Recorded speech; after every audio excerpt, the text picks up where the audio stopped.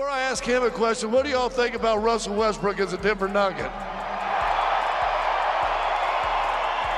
How cool is that? I asked you that after last game. How cool is that in your relationship with the fans already? All right, welcome back to another After Dark, everyone. Hope you all are having a good night so far. Hope you guys had a good day. So have you guys noticed that Russell Westbrook is balling out right now out in Denver? And how ironic it is that the Lakers brought him in, didn't know how to use him, turned him into a wing shooter, left the ball in LeBron James's hand, and took the ball out of Russell Westbrook's hand. And of course, it didn't work out. I wonder why. If you've ever watched Russell Westbrook play, you know he needs the ball in his hand. He's that dude. So he goes from there, he goes to the Clippers, and they start using him correctly. Ball is in his hand. He's the starting point guard. Then what happens? They bring in James Harden, and now the ball's in James Harden's hand, and they started tanking from there. Now he's out in Denver, and I'm so happy for the guy because Denver's actually using him the correct way. And this 1-2 punch that's going on between him and Jokic is pretty damn awesome. So if you guys haven't noticed it, I highly recommend, especially like right now, catch a Denver game or two. It's pretty fun to watch. Russ is looking great. He's happy again. His team believes in him. The star believes in him, Jokic. And it's fantastic to see because this could have happened out in LA had they used him correctly and had they let the point guard be the point guard instead of letting LeBron James take that job. And same thing with D'Lo. You know, they got rid of D'Lo now. Same reason, because they won't let him play point guard. They turn him into a wing shooter so LeBron can play point guard. I wonder why all these point guards don't last in LA and everyone uses them as a scapegoat. I wonder. Stupid. Anyways, this video is titled Russell Westbrook and Nikola Jokic will have you questioning everything. And this is from Get Like Coop. Fantastic YouTuber, fantastic basketball channel. Highly recommend it. I'm linking the original video down below if you guys want to check out his channel or check out this video. Like I said, I highly recommend it. Everybody, please leave this video a like. Helps out a ton. I appreciate you all. And let's kick back and appreciate this. Russell Westbrook's move to Denver was just a decision that made sense for both sides. Russ, what made Denver a destination that you wanted to end up in this summer? Just a culture, looking out, from outside looking in. Team has always been at the top of the Western Conference. Always in the hunt to win a championship, always play the right brand of basketball. I'm always, at this stage of my career looking to play the right way regardless of the wins or losses, understanding that playing the proper brand of basketball allows everyone to kind of get involved, allows the team to grow, and also allows you to be able to win at the highest level. And the Nuggets, has been doing that for years, and I'm grateful to be here. From the moment that Westbrook arrived in Denver, Westbrook made it clear he wasn't interested in personal stats or chasing fame. His sole focus was on playing the right style of basketball and helping to elevate this team's play, taking it to the next level. After some years of moving around the league, Westbrook has finally found his perfect fit alongside Nikola Jokic, the reigning MVP, who actually played a role in recruiting Russ to Denver this past offseason. Both players recognized the potential in their partnership before it even began, and now we're seeing it unfold right before our eyes. The result, a brand of basketball that's smooth, dynamic, and full of promise.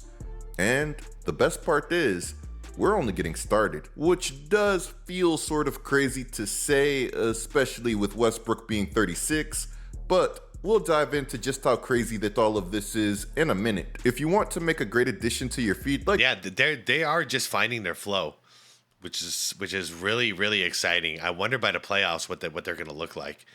And I got to be completely honest, I'm biased here. I want to see Westbrook win a championship before he retires. I really do.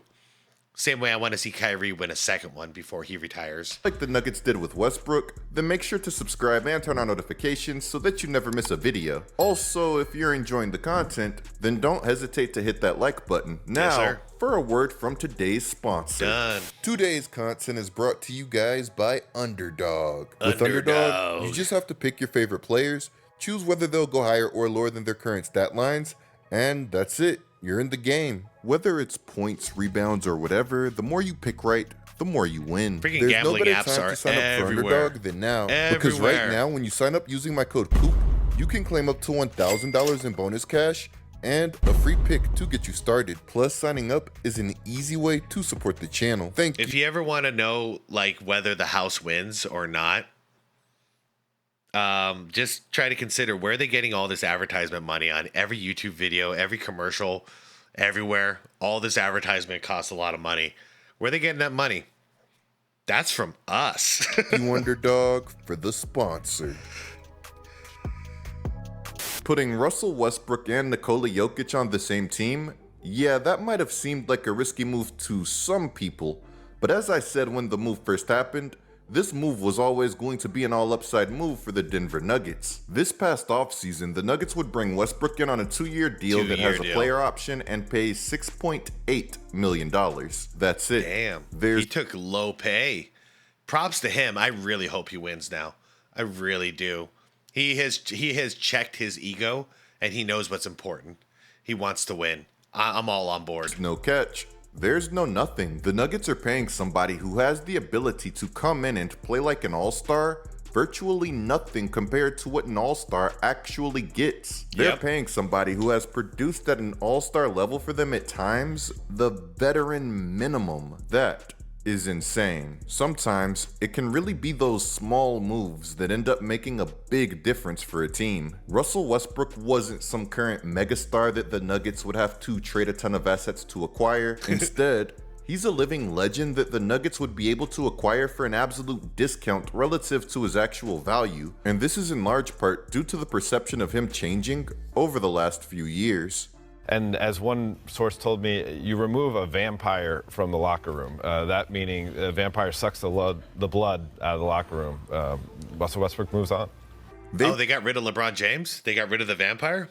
I don't remember that. I'm pretty sure he's still playing for the Lakers, right?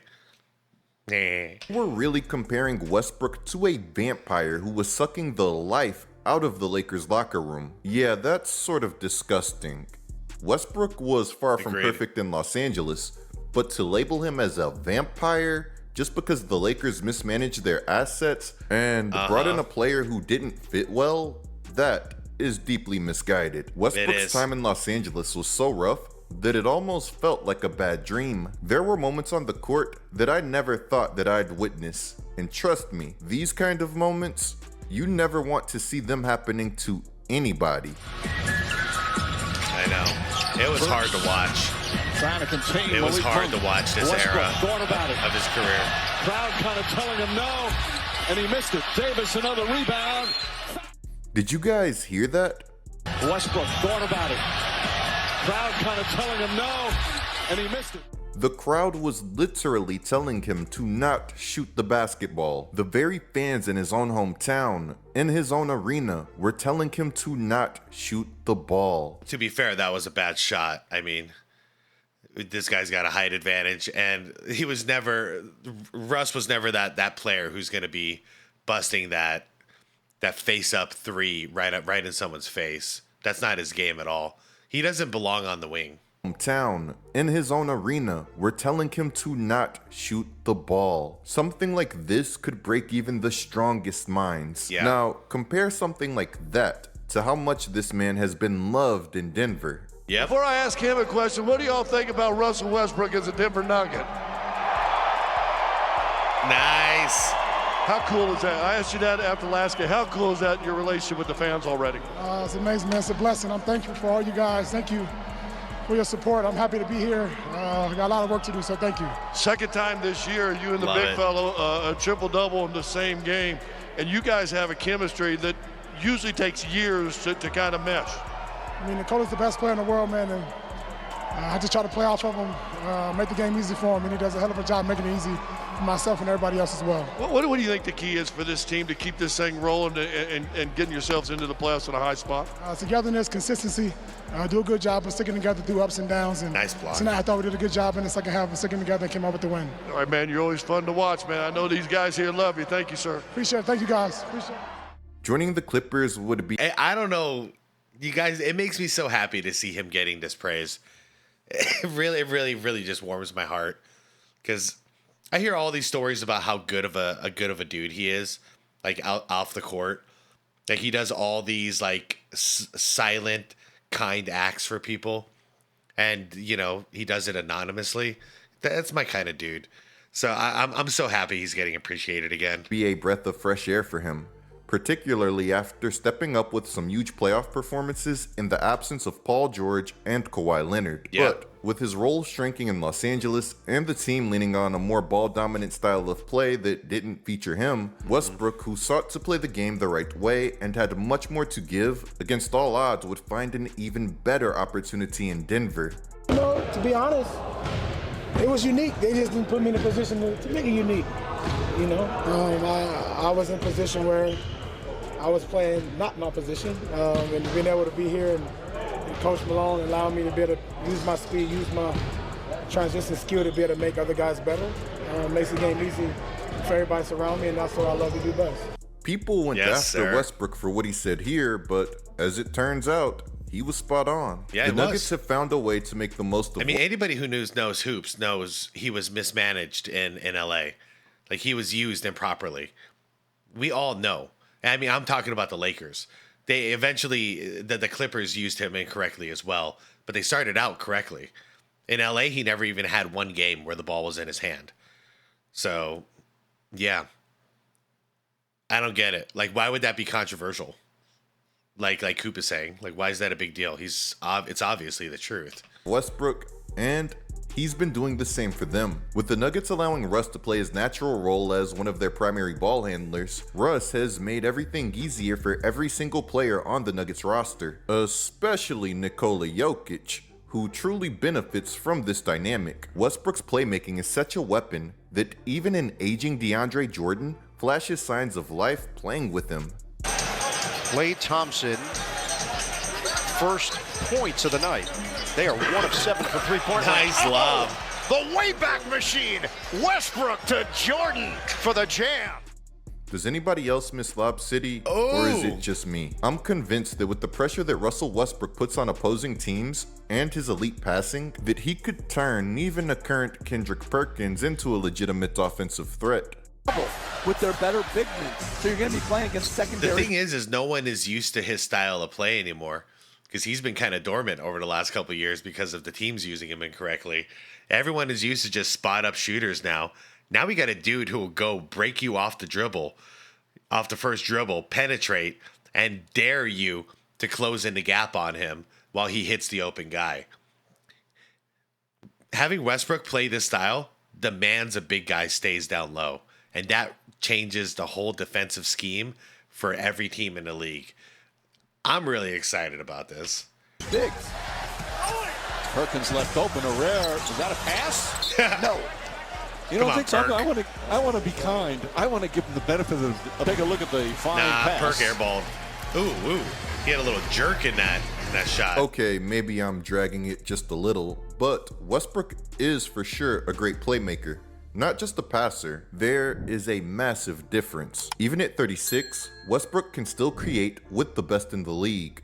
Despite only averaging 27.5 minutes per game, he's 21st in potential assists, averaging 10.7 per game. What's freaky is that his teammate Nikola Jokic, who is one of the best passers in the league, is second, averaging 16.8 potential assists per game. Nikola Jokic has never had a playmaker of Westbrook's caliber on his team. This pairing has led to the Nuggets being able to punch well above their weight, as they've elevated the entire team. It's no coincidence that players like Michael Porter Jr., Aaron Gordon, and Christian Brown are having career best seasons in terms of efficiency. It's true, and I've defended Jamal Murray a lot, but he does shoot a little too much, and seeing Westbrook do his thing is kind of proving that. Like, I'd like to see Murray more of a distributor, kind of like Westbrook's doing, Because, come on, you got the greatest player in the world on your team. You shouldn't be a shoot first player if you're playing with Jokic. You just shouldn't. You should look to feed him. How easy that Westbrook makes things for Jokic here. Chris Marlowe, Scott Hastings, Katie Wingy, Russell Westbrook back in. Bounce it to Jokic, easy. and Jokic lays it up and in. Pick and roll, pocket pass, layup. That would be just 2 of the 56 that Jokic put up this game. They ultimately lost 56. this one, but that's not the focus here. We're here to appreciate beautiful basketball, and that's exactly what we're doing. Now let's take a look at this next play where Jokic capitalizes off of his own gravity and finds Westbrook. 16 and 7. All right. Jokic. There you go. So he's got a double team. Yeah, easy. You're sleeping here, Clay. Clay, you're sleeping, buddy. You should have seen Westbrook roll around because he's here now. You got to close in that gap, bud. You're not guarding a referee. Dump it Easy, too under, easy. Westbrook. That's terrible defense, guys. That's just disgusting. That's embarrassing. There again. Wow, they have. In the fourth quarter with the last minute of the game, Clay used to be good at D. What happened? Brainwaves are working here. I mean, seriously, what they do is so simple, but yet so beautiful at the same time. Ooh. Let's break down what happens here. Jokic screens Dinwiddie, who allows the switch to happen. Jokic, smelling food, immediately starts sealing off Dinwiddie. Jokic receives the pass. I've never heard that term like that. Jokic smelling food. Lively senses the mismatch, goes to double as Westbrook darts towards the rim. Then Jokic finds Westbrook for a basket that I could have scored. Even if this were a bit harder of a basket to score, with Marshall magically rotating earlier for a soft contest at the rim, Westbrook has been finishing everything at such a high level this season that his contest might have not mattered. Inside of 10 feet, Westbrook has been shooting 62.6%, which is way better than the 53.2% that he shot inside of 10 feet just a season ago. That 62.6% mark that I just referenced would also be better than what he shot from inside 10 feet during his MVP season back in 2016-2017. I mean, what's great is now we have two great passers on this team. Westbrook is going to play unselfish and feed the ball to Jokic, and Jokic is going to make the right play. So if he gets that double team and Russ is slashing to the basket, he's going to hit Russ. It's beautiful basketball. And we all know how devastating of a season that was for the league. Back then, Westbrook was a completely different animal. Oh yeah, he was a monster. Westbrook going to run by Holiday and explode.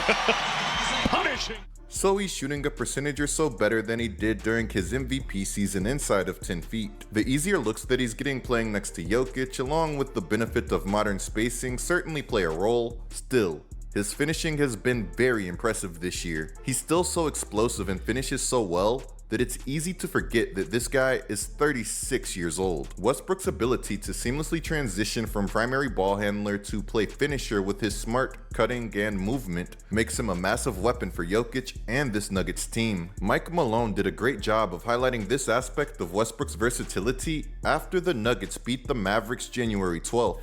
And Russ has a great understanding of reading when the double team happens, slow playing it, and then putting himself on the rim.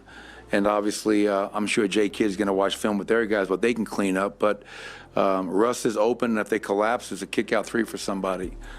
That versatility that I mentioned earlier was on display once again when both Russell Westbrook and Nikola Jokic recorded triple-doubles in the same game against the Nets. Jokic finished with 35 points, 15 rebounds, and 12 assists, while Westbrook posted 25 points, 11 rebounds, and 10 assists. This would be the second time that they pulled something like this off. The first time would be against the Jazz, December 30th. By recording triple-doubles together multiple times in a single season, Westbrook and Jokic would make history, becoming the first pair of teammates to accomplish this feat more than once. Wow. So it's not just on offense where Westbrook's versatility has been felt. His defensive tenacity and ability to outplay his size have also been invaluable for Jokic and the Nuggets. Westbrook's aggressive defense, whether it's pressuring the ball or making clutch stops, adds another dimension to the team, making him just as crucial on that end of the floor as he is on offense. What better way to show Westbrook's versatility then showing him getting a stop on one of the most skilled 7-footers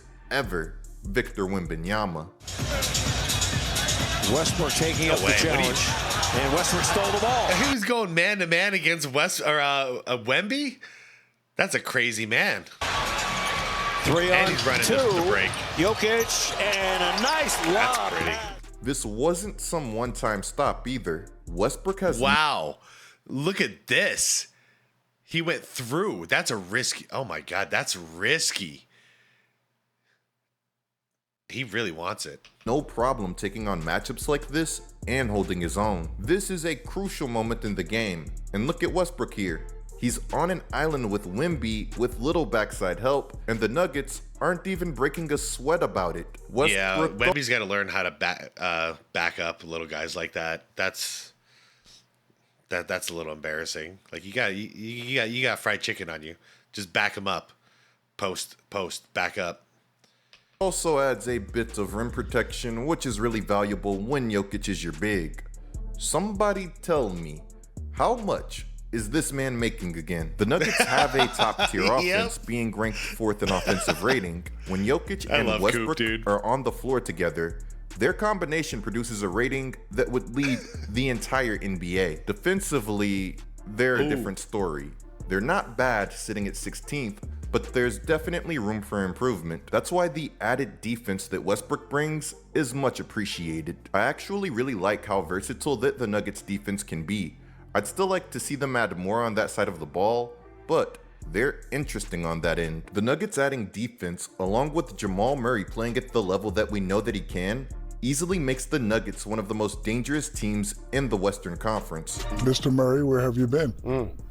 I don't know if you're injured or not, so I'm not going to really go in, but I guarantee you this, once you step up and play to the level that help you get a championship, y'all will be champions again.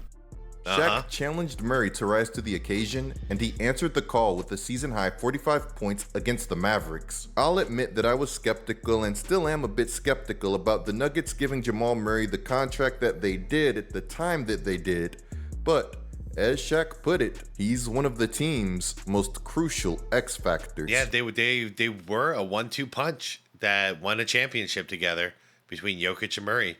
So I understand. They want to keep that foundation together.